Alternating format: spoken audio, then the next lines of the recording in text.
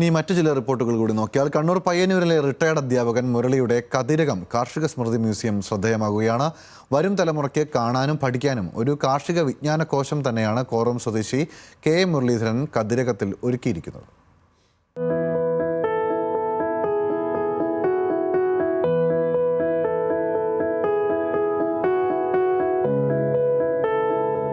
പഴയകാലത്തെ കൃഷിരീതികൾ, ഉപകരണങ്ങൾ, അന്യം നിന്നു പോകുന്ന ഒരു സംസ്കൃതിയെ നാളേക്കായി കരുതുകയാണ് മുരളി മാഷ്. പൊന്നാര്യൻ മുതൽ അംബാസമുദ്രം വരെ 345 അപൂർവ നെൽവിത്തുകളുടെ ശേഖരമുണ്ട് മാഷിന്റെ കയ്യിൽ.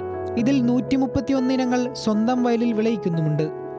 20-25 വർഷമായി ഞാൻ ഈ പഴയ സാധനങ്ങളെല്ലാം നമ്മുടെ വീട്ടിലില്ലതും അത്യാവശ്യമായിട്ട് കിട്ടുന്നുണ്ടൊക്കെ സൂക്ഷിച്ചു വെക്കുന്നൊരു സ്വഭാവമുണ്ട്. ഏതാണ്ട് 200-ലധികം പഴയകാല കാർഷിക അനുബന്ധ ഉപകരണങ്ങളാണ് ഇതിലൂടെ സെറ്റ് ചെയ്തിട്ടുള്ളത്. ഇതിൽ പ്രധാനമായും ഏതാണ്ട് ഒരു 345ഓളം നെൽവിത്തുകൾ, പഴയതും പുതിയത് വളരെ കുറവാണ്. കേരളത്തിൽ മാത്രമല്ല, കേരളത്തിന് വെളിയിൽ ഉപയോഗിച്ചിരുന്നത് ഇപ്പോൾ ഉപയോഗിക്കുന്നതായിട്ടുള്ള വിത്തുകളാണ്. അതിൽ ഏകദേശം ഒരു 50ഓളം വിത്ത് മെഡിസിനൽ വാല്യൂ ഇല്ലതാണ്.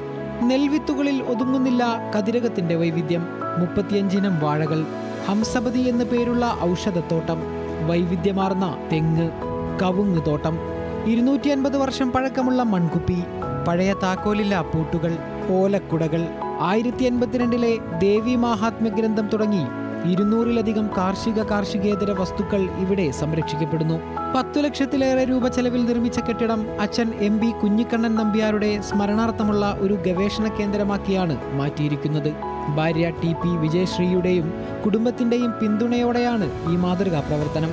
100 കണക്കിന് വിദ്യാർത്ഥികൾ മണ്ണറിവിന്റെ ഈ മ്യൂസിയത്തിലേക്ക് എത്തുന്നതിൽ പരം സന്തോഷം മാഷിനില്ല. ന്യൂസ് മലയാളം, കണ്ണൂർ.